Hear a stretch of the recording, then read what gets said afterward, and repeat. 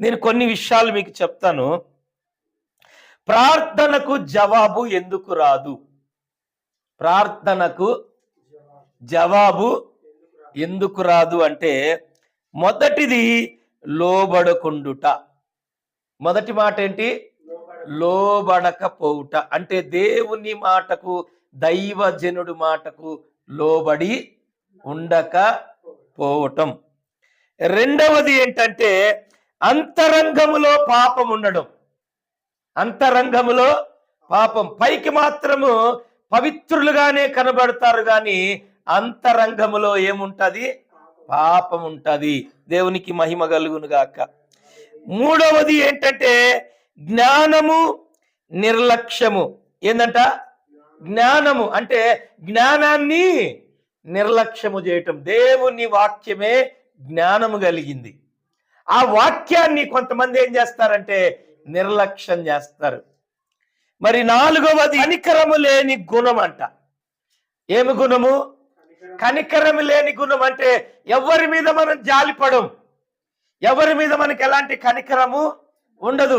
చెయ్యి చాపి కూడా ఒక గ్లాసు మంచి నీళ్ళు కూడా పొరపాటును కూడా ఇంటి ముందుకు వచ్చిన వాడు అంటే ఏమి లేదు, కనికరము లేని గుణం. ఎవడెట్టిపోతే నాకెందుకు, నేను, నా భార్య, నా బిడ్డలు, నా కుటుంబం, నా భర్త, నేను, నా జీతం, నా శాలరీ, నా పిల్లలు, మేము బాగుంటే చాలు. ఎవరెటన్నా పోని అంటే ఏం గుణం అది? కనికరం లేదు, కనికరము లేని గుణం. మరి ఐదవది పరిశుద్ధ గ్రంథమును త్రోసివేసే మనస్సు. ఐదవది ఏంటండి? దేవుని వాక్యాన్ని త్రోసివేసే మనస్సు. అంటే ఏంది? పరిశుద్ధ గ్రంథం, దేవుని వాక్యాన్ని కూడా నొచ్చుకోవడం, సొనగడం, గొనగడం. దేవుని స్తోత్రం చెప్పండి. దేవుని వాక్యం చెప్పేటప్పుడు ఏం చేస్తారు? కొందరు సొనుగుతారు, గొనుగుతారు, నొచ్చుకుంటారు. దాన్ని ఏంటంటే దేవుని వాక్యం, పరిశుద్ధ గ్రంథాన్ని త్రోసివేయుట. ఇంకో మాట, ఆరోది ఏంటంటే రక్తపు మరక కలిగిన చేతులు. ఏంటంట? రక్తపు మరక కలిగిన చేతులు. దావీదు ఒక మందిరాన్ని కట్టాలనుకున్నాడు. దేవుడేమన్నాడు? నీ చేతులకు రక్తం ఉంది అన్నాడు. దేవుని స్తోత్రం. అది ఆయన వల్ల కాల.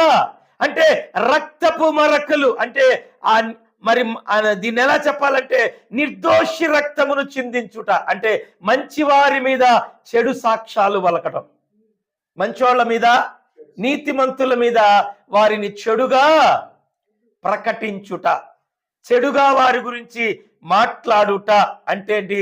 మరి దాన్ని రక్తపు మరకలు కలిగిన చేతులు అంటే ఐదవది. చూడండి, ఆరవది అక్రమములు. ఆరవది ఏంటండి? అక్రమము. అంటే అక్రమం అంటే క్రమము కానిది చేయడమే అక్రమం. అంటే దేవుడు దేనినైతే వద్దంటాడో, దేవుడు దేనినైతే వద్దంటాడు దాన్ని చేయడమే అక్రమము. చెయ్యమన్న దాన్ని చెయ్యకపోవడమే అక్రమము. దేవుని స్తోత్రం. ఆరవది. ఏడవది. ఎనిమిదవది ఏంటంటే మూర్ఖపు స్వభావము. చెప్పండి. మూర్ఖం. ఏం చెప్పినా హే పోవాయ్, నువ్వు చెప్తే మీ వినేదేంది, అంతేనా? మూర్ఖులన్నమాట వీళ్ళు. మూర్ఖపు స్వభావం. నువ్వు చెప్తే మీ వినేదేంది, మాకు తెలియందా ఏమన్నా? మిరియాము ఏం చేసింది? మూర్ఖంగా ఏం చేసింది? తిరస్కరించింది. ఎవరిని? మోషేని. దేవుని స్తోత్రం.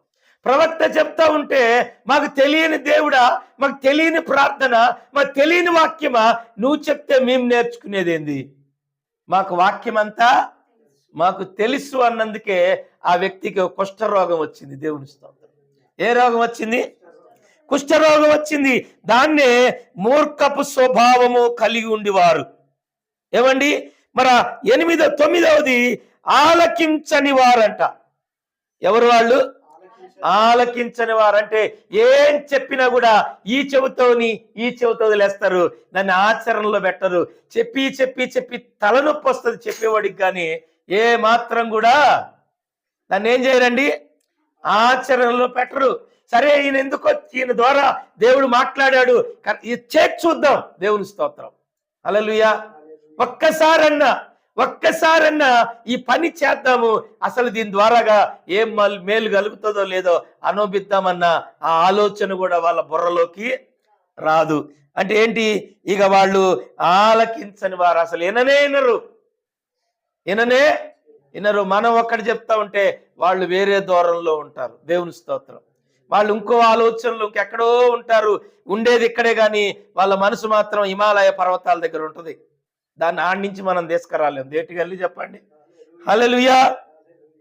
మరి 10వది ఏంటంటే పర్వతము లేని దీన మనస్కులు అంట, దివ్య మనస్కులు. స్థిరము లేని దివ్య మనస్కులు అంటే వాళ్ళ మనస్సు ఏముండదు, స్థిరం ఉండదు. దివ్య మనస్కులు అంటే ఇక ఆ మనస్సులు ఎక్కడుంటాయో తెలియదు. ఇక ఏమండి, ఏ మనస్కులంట? దీ మనస్కులు. దేవుని స్తోత్రం. అంటే స్థిరము లేదు, ఒక స్థిరమైన ఆలోచన అందులో ఉండదు. ఏం చేస్తారో, ఎందుకు బ్రతుకుతున్నారు వాళ్ళకే అర్థం కాదు. తిన్నామా, పండామా, లేచామా, ఇది తప్ప రెండోది ఇంకా తెలీదు. దేవుని స్తోత్రం. చూడండి, మరి 11వది సొంత భోగము నెరవేర్చు వాంఛ అంట. సొంత భోగములు అంటే మరి యాకోబు భక్తుడు అంటాడు, మీలో యుద్ధములు దేనికి కలుగుతున్నాయి అంటే మీలో ఉన్నటువంటి భోగేచ్ఛలను బట్టియే కదా అంటాడు. దేవుని స్తోత్రం. మీలో యుద్ధములు, కలహములు, గొడవలు, కొట్లాటలు ఇవన్నీ ఎందుకు జరుగుతున్నాయి? మీలో ఉన్న భోగేచ్ఛలు అవి నెరవేర్చుకోవడానికి మీరు దన్నుకొని చేస్తున్నారు. దేనికి చేస్తున్నారు? మీలో ఉన్న శరీరాశలు, నేత్రాశలు, జీవపుడంబాలు, భోగేచ్ఛలు, ఈ కోరికలు తీర్చుకోవడానికి మీరు కొట్టుకొని చేస్తున్నారని చెప్తున్నాడు ఆయన. దేవుని స్తోత్రం. మీకు మనశ్శాంతి ఉండదు, మీకు నెమ్మదే ఉండదు. ఎందుకంటే కోరికలు ఎక్కువ, భోగేచ్ఛలు ఎక్కువ. అవి తీరట్లేదని ఏం చేస్తారు? నా కోరిక నువ్వు తీర్చావా అంటది మొగుడిని పట్టుకొని పెళ్ళాం. దేవుని స్తోత్రం. పెళ్ళాన్ని పట్టుకొని మొగుడు, పిల్లల్ని పట్టుకొని తల్లిదండ్రులు పట్టుకొని పిల్లలు, ఒకరి కోరికలు ఒకరు తీర్చుకోలేక, అవి నెరవేర్చుకోలేక, వాళ్ళ భోగేచ్ఛలు తీర్చలేక వీళ్ళు ఏం చేస్తారంటే మానసికంగా చచ్చిపోతూ ఉంటారు. హల్లెలూయా. ఎందుకంట భోగేచ్ఛలు. దేవునికి స్తోత్రం. చూడండి, మరి మరొక మాట, మనిషికి సహనము లేకపోవట దేవుని మొక్కమును మరుగు చేస్తుందంట. దేవుని స్తోత్రం. అంటే కొన్ని సందర్భాల్లో, కొన్ని ఇబ్బందులు, కష్టాల్లో ఉన్నప్పుడు మనం ఏం చేయాలంటే సహనముతో వెయిట్ చేయాలి, సహనముతో ఎదురు చూడాలి. ఈ కష్టము, ఈ నష్టము, ఈ ఇబ్బందులు నా మంచికే వచ్చినేమో. దేవుని స్తోత్రం. ఈ పరిస్థితులన్నీ రాబోయే దినాల్లో నేను గొప్ప మేలు పొందటానికి, ఒకవేళ నాకు ఈ రోగం వచ్చిందేమో, ఈ బలహీనత వచ్చిందేమో, ఈ కష్టాలు వచ్చినేమో, ఈ పరిస్థితులు వచ్చినేమని నువ్వేం చేయాలంటే సహనముతో ఉండాలి. ఆ సహనము లేకపోవటం వలన దేవుడి ముఖమును మనకు మరుగు చేయబడుతుంది. దేవుని స్తోత్రం చెప్పండి. హల్లెలూయా, హల్లెలూయా. ఇంకో మాట ఏంటంటే చూడండి, దుర్మార్గులు త్రోసివేయబడుదురు అంట. దేవుని స్తోత్రం. హల్లెలూయా. దుర్మార్గులు త్రోసివేయబడతారు, వాళ్ళ ప్రార్థన కూడా త్రోసివేయబడుతుంది. దుర్మార్గులు తోసివేయబడతారు, వాళ్ళ ప్రార్థన కూడా తోసివేయబడుతుంది. ఇవన్నీ నేను మీకు ఎందుకు చెప్పానంటే, ఇవన్నీ ఉన్నోళ్ళకి ప్రార్థనకు జవాబు రాదు. హల్లెలూయా. నువ్వు ప్రార్థన చేయటం కూడా దండగా, నువ్వు ప్రార్థన చేయడం కూడా దండగా, చెయ్యకపోవడం 100% కరెక్ట్. నువ్వు చేయకపోవడమే బెటర్. చేసి ఇసుక్కునేదానికంటే దేవుడు ఏం చేయలేదు, దేవుడు ఏం పెట్టలేదు, దేవుడు మాట్లాడలేదు, దేవుడు ఇవ్వలేదు, దేవుడు ఏం తెరవలేదని ఊరిక కొనుక్కునేదానికంటే అయ్యా మీరు ప్రార్థన చేయకపోవడం చాలా మంచిది. దేవుని స్తోత్రం. ఇన్ని పెట్టుకొని కడుపులా, ఇన్ని పెట్టుకుంటే లోపల నీకు జవాబు ఎట్లొస్తుంది? ఏమండి, ఇన్ని లోపలుంటే జవాబు వస్తుందా? ఇప్పుడు నేను చెప్పిన దానికల్లా కూడా ప్రతి దానికి బైబిల్లో వచనాలు ఉన్నాయి. ప్రభు చిత్తమైతే అవి వచ్చే వారం చెప్తా వివరంగా. దేవుని స్తోత్రం. హల్లెలూయా. మరి ఇన్ని ఉంటే మీకు ఏమవుతుందండి? దేవుని దగ్గర నుండి